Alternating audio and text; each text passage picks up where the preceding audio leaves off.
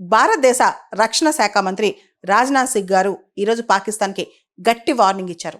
పాకిస్తాన్లోని ప్రతి ఇంచి భూమి కూడా బ్రహ్మోస్ మిసైల్ పరిధిలోకి వస్తని, అది ఎరిగి పాకిస్తాన్ మెలగాలని చెప్పి కూడా ఆయన వార్నింగ్ ఇచ్చారు. అంతేకాదు, బ్రహ్మోస్ ఆపరేషన్ సింధూర్ టైంలో ఎంత ప్రాక్టికల్గా భారతదేశానికి ఉపయోగపడిందో ఆయన గుర్తు చేశారు.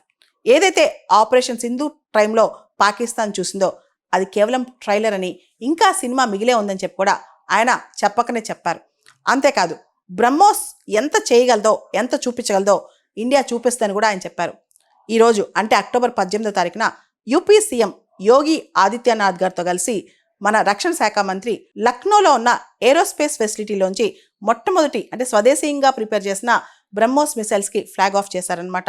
ఈ టైంలో రాజ్నాథ్ సింగ్ గారు పాకిస్తాన్ ఏ విధమైన ఎంత చిన్న కవ్వింపు చేసినా బ్రహ్మోస్ మా చేతుల్లో ఉందని చెప్పి గుర్తు చేశారు. అంతేకాదు, బ్రహ్మోస్ అనేది ఇండియన్ ఎయిర్ ఫోర్సెస్కి చాలా కీ ఫ్యాక్టర్ అని, భారతదేశాన్ని కాపాడటంలో బ్రహ్మోస్ది కీలకమైన పాత్ర అని చెప్పి కూడా ఆయన చెప్పుకొచ్చారనమాట.